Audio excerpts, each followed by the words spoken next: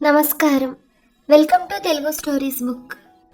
శోభనపు రాత్రి, కన్నెపిల్లలు, తొలి స్పర్శ, తొలి ముద్దు, తొలి సమాగమం గురించి కన్న కలలు, పెళ్లి కాని కుర్రాళ్ళు తమ సామర్థ్యం, తనువుల సాహిత్యం, అందులోని స్వర్గపు సుఖం గురించి అల్లుకున్న ఊహలు, అనుభవాల్లోకి వచ్చే మొదటి రాత్రి. మంచం పైన పరిచిన లిల్లీలు, లవ్లీ కపులైన రవళి సందీప్ రాసక్రీడలో నలిగి తరించడానికి స్వాగతం పలుకుతున్నాయి. ఒకరినొకరు వలచి వలిపించుకుని ఆపై మనవాడిన జంటది. ఆడబోయే హాట్ గేమ్లో వారి ఎనర్జీ లెవెల్స్ మెయింటైన్ చేయడానికి పళ్ళెంలో స్వీట్స్ సిద్ధంగా ఉన్నాయి. మచ్చలేని చందమామల, వెన్నెల బొమ్మల, తనువులోని అణువణువును సిద్ధం చేసి రాసక్రీడాలాపనకు రెడీ అయి ఉంది రవళి. డాబా మీద పచార్లు చేస్తూ సందీప్ ఎవరితోనూ ఫోన్లో ఈ లోకంలో లేనట్లు మాట్లాడుతున్నాడు. ఆగలేక పడక దిగి గది గడప దాటి వెళ్ళి దీపు అని గోముగా పిలవబోయి ఆగిపోయింది. ఛీ, ఎంత ప్రేమించి పెళ్లి చేసుకున్నా అందగాడా అందాలన్నీ ఎందుకోరా అన్నట్లు మరీ ఇలా పిలిస్తే సందీప్ ఏమనుకుంటాడు అని సిగ్గు ముంచుకొచ్చి పిలుపును గొంతులోనే నొక్కి గిర్రెన వెనక్కి వెళ్ళి మంచం మీద కూర్చుండిపోయింది. సారీ రవళి, నా ఫ్రెండ్ ఎంతసేపటికి ఫోన్ వదలడం లేదు అంటూ ఫోన్కు ముగింపు పలికి పడక మీదకు చేరాడు సందీప్. ఎవరా ఫ్రెండ్, ఈరోజు కూడానా అంటూ కాస్త విసుగ్గానే అడిగింది రవళి. ఈరోజు కాబట్టి కాస్త ఎక్కువసేపు మాట్లాడాడు. వేసుకున్న లాల్చీ చేతులు పైకి మడుచుకుంటూ హుషారుగా చెప్పాడు. అయోమయంగా చూసింది రవళి. మొదటి రాత్రి టిప్స్ చెప్పాడు అన్నాడు కన్నుగీడుతో. ఛీ, సిగ్గుతో ముడుచుకుపోయింది. అందమైన గులాబీ నిన్నాళ్ళు చూశాను, ముడుచుకున్న సిగ్గుల మల్లె మొగ్గను ఇప్పుడే చూస్తున్నాను అన్నాడు కౌగిట్లో బంధిస్తూ. అంతలోనే అణువణువు అందంతో తునికిసలాడుతున్న నీ అవయవ సౌందర్యం చూస్తుంటే బొకేలో ఏ పువ్వును ముందుగా ఆక్రమించాలో తెలియని వాడిలా అయోమయానికి గురవుతున్నాను అన్నాడు దీపిక కళ్ళల్లో కళ్ళు పెట్టి గుచ్చి చూస్తూ. ఆ ఘనకీర్తికి మురిసి ఇక్కడి నుండి మొదలెట్టరాదు అన్నట్లు కమలాల్లాంటి కనురెప్పలు వాల్చేసి ఐడియా ఇచ్చింది రవళి. కనురెప్పలపై ఒక ముద్దు, చిక్కిలిపై ఇంకోటి, మెడవంపులో ముచ్చటగా మూడో ముద్దు, అధరంపై రుధిరం చిప్పిల్లిందా అన్నట్లు గాఢమైన ముద్దు, ఎర్రబడ్డ పెదవులు చూసి తను ఇబ్బంది పెడుతున్నాననే భావనతో టక్కున ఆగిపోయాడు సందీప్. మత్తెక్కిన గొంతుతో ఏయ్ అన్న గమ్మత్తైన మూలుగుతో ఈ బాధ సౌఖ్యమే, స్వర్గసుఖమే, డోంట్ స్టాప్, ప్రొసీడ్ ఫర్దర్ అని సందేహపడుతున్న సందీప్కు సుకుమారంగా సందేశాన్ని ఇచ్చింది రవళి. శరీర మైదానంలో సరసాల సిక్సర్లతో హద్దులు దాటిన సిగ్నల్తో రెచ్చిపోయాడు సందీప్. రవళి బౌండరీలతో చెలరైపోతున్నాడు సందీప్. ఫుల్ ఫామ్లో ఉన్న బ్యాట్స్మెన్గా కట్టలు తెంచుకున్న ఉత్సాహం, దానికి జతకూడిన అనురాగంతో కథం తొక్కుతున్నాడు. అతని సరసానికి సహకరిస్తూ అందిస్తూ పరవశిస్తున్న రవళి అంతలోనే గబుక్కున సందీప్ని పక్కకు నెట్టి దూరంగా జరిగింది. అప్పటిదాకా వలుపు బంతులు, కౌగిళ్ళ గుగ్గీలు విసిన రవళి ఉన్నట్లుండి ఏ ఫీలింగ్ లేకుండా ఫ్రీజ్ అయి కూర్చుంది. ఏదన్నా పొరపాటుగా హ్యాండిల్ చేశానా అన్న ఆలోచనతో రాంగ్ షాట్ కొట్టి అవుట్ అయిన బ్యాట్స్మెన్లా షాక్ అయిపోయాడు సందీప్. ఇంతకు నన్ను ఎందుకు పెళ్లి చేసుకున్నావు సందు?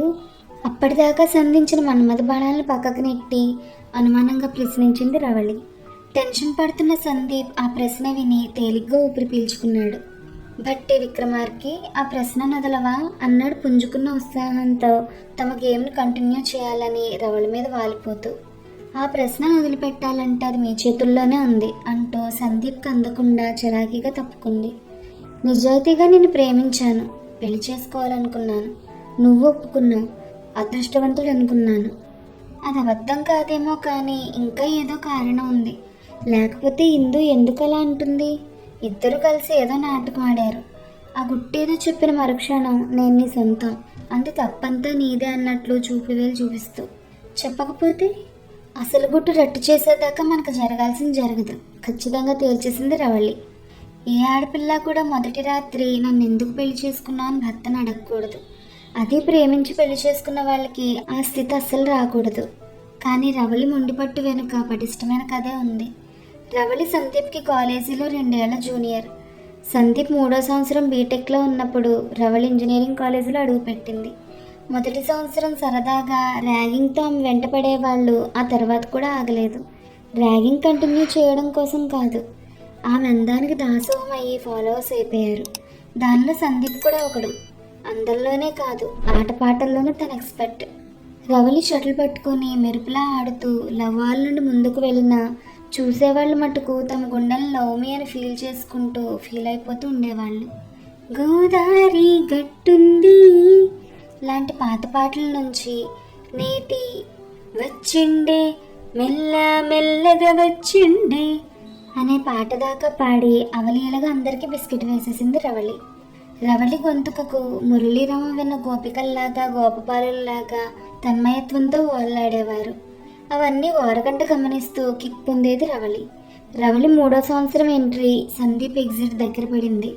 సందీప్లో ఓ దిగులు బెంగ ఆపుకోలేక ఓ రోజు, నువ్వంటే నాకు మహా ఇష్టం, నీకు ఇంట్రెస్ట్ ఉంటే చెప్పు, కెరియర్ని చెడగొట్టుకోకుండా పేజీలు పూర్తి చేసుకొని మనం లైఫ్లో సెటిల్ అయిన తర్వాతే పెళ్లి చేసుకుందాం, అప్పటి వరకు ప్రేమికుల్లాగే ఉందాం అని మనసు విప్పి మాట చెప్పాడు. తన చుట్టూ తిరుగుతూ ప్రపోజ్ చేసిన గ్రూప్లో సందీప్ కూడా జాయిన్ అయ్యి ఇంకో నెంబర్ పెరిగినందుకు గర్వపడిందే కానీ పెద్దగా కేర్ చేయలేదు.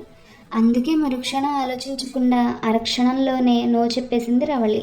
కష్టపడ్డ మనసుతో కనుమరుగయ్యాడు సందీప్. ఆ తర్వాత 6 ఏళ్లకు ఆమెకు ఎదురయ్యాడు సందీప్ ప్రాజెక్ట్ మేనేజర్ రూపంలో. రవళి అతని కింద ఎంప్లాయ్. అతని అందమైన రూపాన్ని చూసి మూర్చిపోయినంత పనైంది రవళికి. అప్పట్లో సాధారణమైన రూపురేఖల్లో ఉండే సందీప్ స్థానంలో కండలు తేని శరీరం, విశ్వాసం చిందించే కళ్ళు, అందమైన నవ్వుతో ఉన్న సందీప్ని చూసి మనసు పారేసుకుంది రవళి. పాత పరిచయం పలకరించడం వరకే పరిమితం చేశాడు సందీప్. అందరితోలాగానే స్నేహపూర్వకంగా మెదులుతున్నాడు. రవళికి మటుకు అతను మరలా ప్రపోజ్ చేస్తే బాగుండని లోపలెక్కడో ఆశ. డైరెక్ట్గా ఇండైరెక్ట్గా ఎన్నో సంకేతాలు ఇచ్చింది. అర్థం చేసుకోలేకో లేదా అర్థం కాకో సందీప్ నుండి ఎటువంటి సందేశం లేదు. చివరికి తనే ఆ లీడ్ తీసుకోవాలని నిర్ణయం తీసుకుంది. అంతలోనే బాస్ కూతురు ఇందు అతనికి ప్రపోజ్ చేసిందనే వార్త ఆఫీస్ అంతా గుప్పమంది. రవళ్ళలో ఒక్కసారిగా దుఃఖం, కసి, నిరాశ వచ్చేసాయి. ఆ రోజు రాత్రి రవళి కంటిపై కునుకులేదు. నిద్రలేని తనువు, శాంతి లేని మనసు తెల్లవారు లేవలేక మొరాయించాయి. ఒంట్లో బాగోలేదంటూ ఆఫీస్కి మెయిల్ పంపించేసింది. 3 రోజులు గడిచిపోయాయి. గర్వభంగం జరిగిన గంధర్వ కన్యలా, ప్రేమ విఫలమైన లైలాలాగా గదికి అంటుకుపోయి తిండి తిప్పలేక పడుంది. తల్లి తండ్రి బంధువులింట్లో పెళ్లికని వెళ్లడంతో అదేమని ప్రశ్నించేవారు కూడా లేదు. 3వ రోజు ఉషోదయ తెరిచిన ద్వారం నిండుగా వెలుగులా నిలబడిన సందీప్ను చూసి మూగబోయిన రవళి అయింది. ఓ పక్క నీరసం, మరో పక్క అలవికాన ఆనందం. అంతలో నిజమైన అనుమానం ఉప్పెరుగొన్న భావాల కలయిక భరించలేకేమో బలహీనమైన శరీరం తూలింది. సందీప్ పొడుపుగా పొడిచిపెట్టుకున్నాడు. 3 రోజులుగా నేను చూడక నాకు పిచ్చెక్కిపోయింది. ఏదో మిస్సింగ్ ఫీలింగ్. బాధ తట్టుకోలేక ధైర్యం చేసి ఇంటికి వచ్చేసాను. అతని హృదయం అర్థమైంది రవళికి. కొన్ని భావాలు పలికించడానికి చేతలతో తప్పితే మాటలు సరిపోవు. తన ప్రేమనంతా నింపి గాఢంగా కౌగిలించుకుంది రవళి.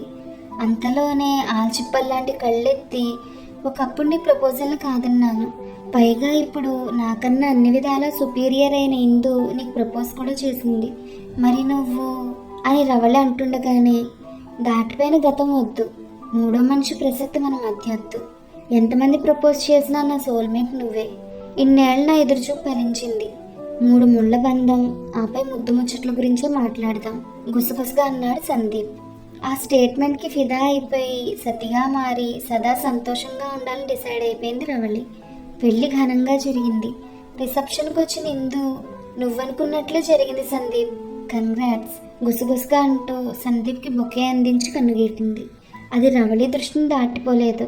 ఆ క్షణమే రవళికి అనుమానం మొదలైంది. తనకన్నా అన్ని విధాలా బెటర్ అయిన ఇందునే ప్రపోజ్ చేసిందంటే రవళి తనకి ఖచ్చితంగా అడ్డు చెప్పకుండా ఓకే అంటానని ఆమెను రిక్వెస్ట్ చేసి నాటకం ఆడించాడు. వాళ్ళ నాటకం సక్సెస్ అయింది కాబట్టి ఆమె కన్నుగీట అలా గ్రీట్ చేసింది అనే అనుమానం మనసంతా ఆక్రమించుకుంది రవళికి. ఓర్చుకోలేక అవకాశం అందిపుచ్చుకుని సందీప్ని నిలదీసి అడిగింది, ఎంత అడిగినా నువ్వు నా సోల్మేట్వి, ఇన్నాళ్ళకు ఓకే చెప్పినందుకు నాకు ఎంత ఆనందంగా ఉందో తెలుసా, నా అదృష్టం అనుకుంటున్నాను. అదే సమాధానం సందీప్ నుండి. ఆమె మటుకు సమాధానపరచుకోలేకపోయింది.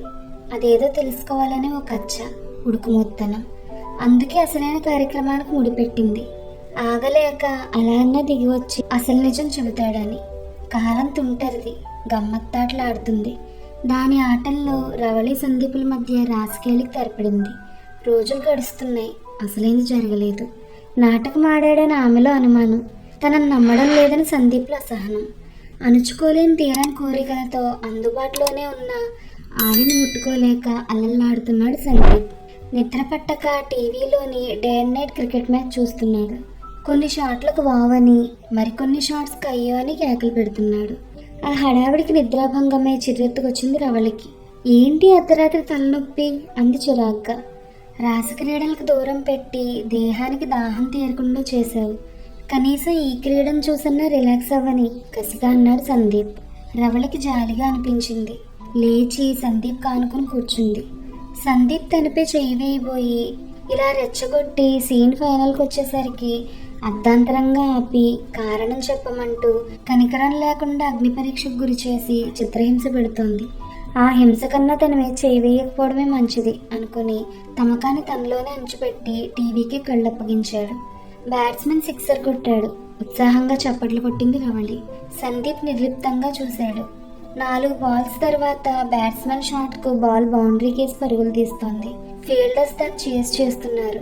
ఆడియన్స్ స్టాండ్లో లేచి నుంచున్నారు. బ్యాట్స్మెన్ క్రీజ్ మధ్య పరుగులు తీస్తున్నాడు. సందీప్ లేచి ముంగళ్ళ మీద కూర్చున్నాడు. అందరిలో ఉత్కంఠ. బ్యాట్స్మెన్కు పరుగులు తక్కుతాయా లేదా? ఫీల్డర్కు బాల్ చిక్కుతుందా? ఎవరు విజేత? గెలుపెవరిది? అదంతా తనకు అనవసరం అన్నట్లు బాల్ రేస్ గుర్రల్లా వేగంగా పరిగెడుతుంది. బాల్ బౌండరీ దాటింది. ఉత్సాహంగా చప్పట్లు కొట్టాడు సందీప్. బ్యాట్స్మెన్కి మించిన ఆనందం సందీప్లో. ఏంటి నీ ఓవర్ యాక్షన్?